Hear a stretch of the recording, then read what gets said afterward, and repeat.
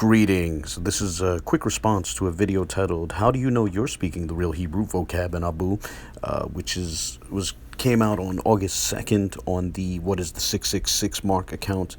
For those who don't know, that's the official account of Tahar, the leader of GMS. To explain the background or context of that video, back on July 26th, Vocab Malone visited GMS Dallas, which are followers of Tahar based down in Texas. And during that visit, among other things, he confronted them on Lashawan Quadash, the system of Hebrew pronunciation that is endorsed by GMS and most other One West groups. And Vocab presented an argument against Lashawan Quadash, appealing to the transliteration of a statement made by Jesus in the New Testament. And he also made a passing appeal to the transliterations in the Septuagint. The point of Vocab's argument was that ancient transliterations show that ancient Hebrew had more vocalizations than is recognized by proponents of Lashawan Quadash. And I subsequently made a number of videos discussing the significance of the argument that Vocab had presented. Now, this video from Tahar, from back on August 2nd, was an attempt to respond to that. Now, regarding that response from Tahar, which we're about to look at, I'm not trying to be disrespectful here, but my honest opinion is that it was poorly argued. And yet it was receiving comments like this, quote, "What you gotta say now, Vocab," end quote, as if the video presented a definitive and powerful argument. Now, then again, I'm pretty sure that comment was left by Orion Lob, so I don't know if that's just a partisan issue. I have to wonder if Orion Lob actually believed what he wrote, if he actually thought the video was a good one, and if he did, I have to wonder if he actually understood Vocab's argument. Nonetheless, let's go ahead and take a look at one salient part of the video. Here we go. When the Lord was on the cross and he said, "Eli, Eli," was it Sabachthani? I gotta actually read it, but I know Eli, Eli is in there in Sabachthani, and there was something else I forget. But anyway, Vocab goes, the Lord actually said, "Eli, Eli." Well, where's the proof of that? That's from a translation from the Hebrew into the Greek into the English. Okay, this was actually discussed in the very videos that Tahar was responding to or attempting to respond to. Nonetheless, I'll go over it again here. First off, regarding the question of where's the evidence that Jesus said Eli, the evidence would be the Gospel of Matthew itself, assuming we are believers in the position that the Gospel of Matthew is Scripture. Second, it's Vocab was not appealing to the English. It wasn't based on the English.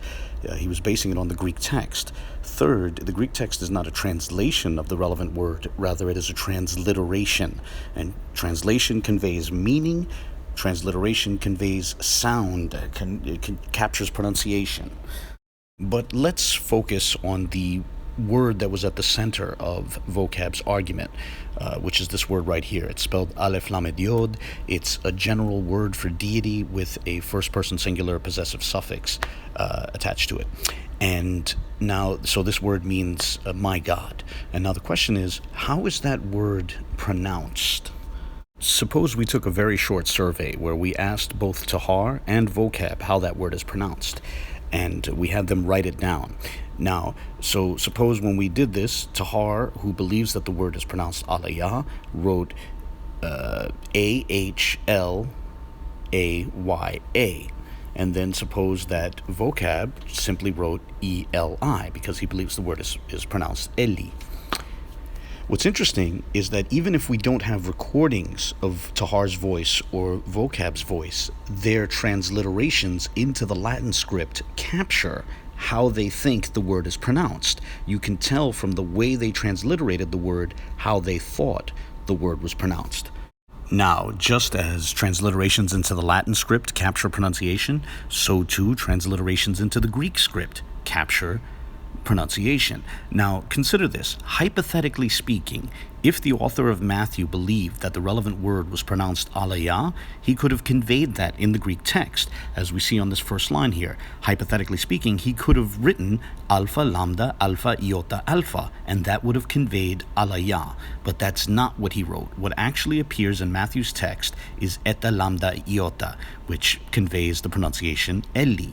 What this shows is that we have an ancient text taking the position that the word is actually pronounced Eli. And this is something that Tahar and other proponents of Lashawan Quadash have to address.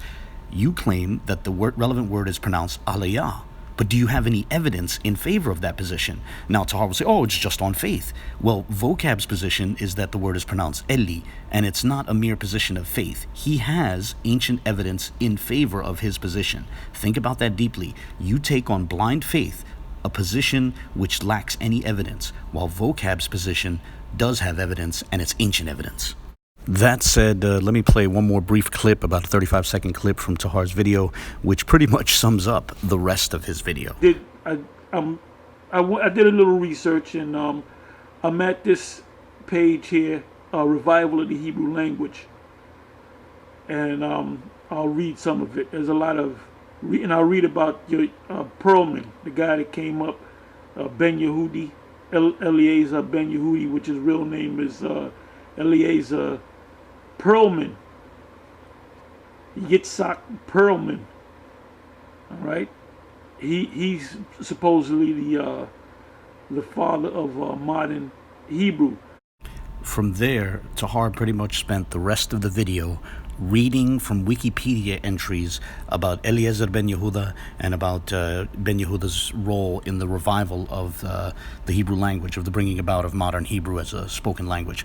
And in a video that's almost half an hour long, he spends something like 25 minutes reading these Wikipedia entries about ben Yehuda, essentially attacking a straw man.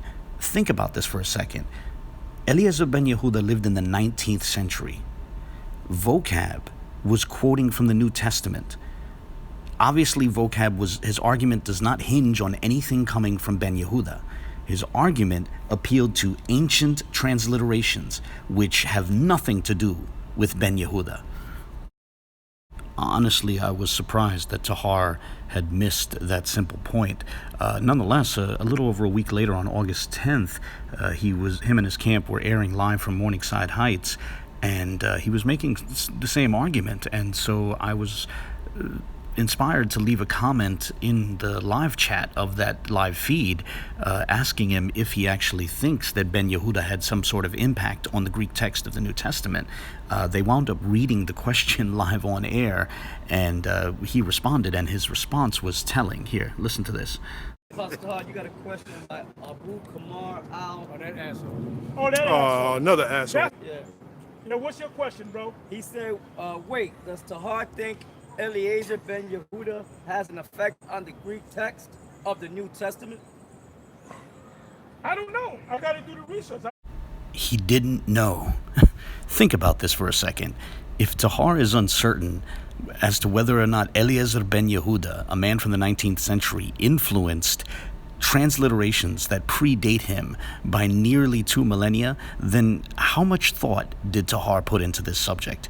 How much does he even understand Vocab's argument? I'm not trying to be disrespectful, but I think that makes it painfully clear that he didn't understand Vocab's argument. Before I close this video, I want to note that for many years, Tahar confidently feigned knowledge of Hebrew, giving the impression that he could read Hebrew. That word is not there in the Hebrew if you know how to read Hebrew. Right. If you have a Tanakh, a Torah, all right, you would know. However, some of us knew that he could not read Hebrew, that he never learned how to read Hebrew. Just for an example of such, consider this video from almost exactly a year ago titled Jeremiah 14:2 Reweighed, and notice how he struggles through the text of the verse. Jeremiah 14:2 is Abala Yahawada. Abala meaning morning. Washa Ire.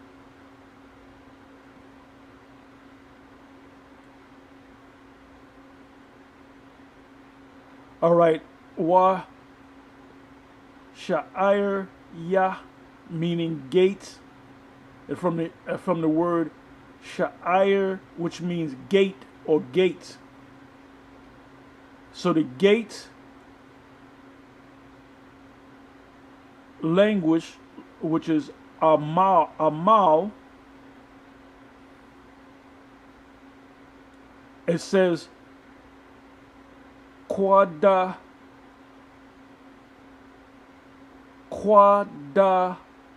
Raw,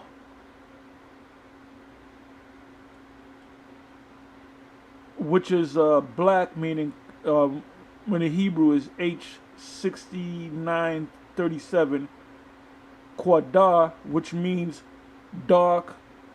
However, one benefit of vocab going around and challenging different groups on the subject of Lashawan Quadash was that when vocab and his team visited Tahar's camp, Tahar was suddenly unwilling to feign knowledge of Hebrew. In fact, when a member of vocab's team asked Tahar to read a certain text in Hebrew, Tahar readily conceded that he doesn't know how to read Hebrew. Since you know Hebrew, tell me what the Hebrew is and explain it. Well, we can look it up. Read the Hebrew of Leviticus 12 and tell me what it means. I'm not a deep reader of Hebrew. I can't read Hebrew. Now, I want to make clear that I am not trying to pick on Tahar. In a vacuum, unfamiliarity with Hebrew is nothing to be ashamed of. There are plenty of people who don't know plenty of languages. In fact, that's true of all of us. Every single one of us, there's a bunch of languages we don't know. And so, but the significance of this should be understood against the backdrop of who he is and who he's been for the last few decades. This is a man who spent literally decades of his life feigning confident knowledge of Hebrew and spent decades of his life lecturing others about Hebrew. So within that context, it is important to note that the man never learned Hebrew, that to this day he doesn't know Hebrew. On another point that's worth considering, imagine if you had a child that you sent to school, and imagine you sent your child to a school for 40 years, for nearly 40 years, for let's say 38 years, and after 38 years, your child still could not read English. Wouldn't that be grounds to take your kid out of that school? Wouldn't you reach the conclusion that the school is a failure? With that in mind, think about how Tahar has been in this One West movement for nearly 40 years, and yet he's never actually learned how to read Hebrew. This is also significant for his followers. Here it is, this man is telling you to take Lashawan Quadash on faith and to reject systems that actually have evidence in their favor. Why would you take on faith the teachings of a man who doesn't even know the language that he's telling you to have faith in? Food for thought. On that note, I look forward to the comments of others. As always, God bless.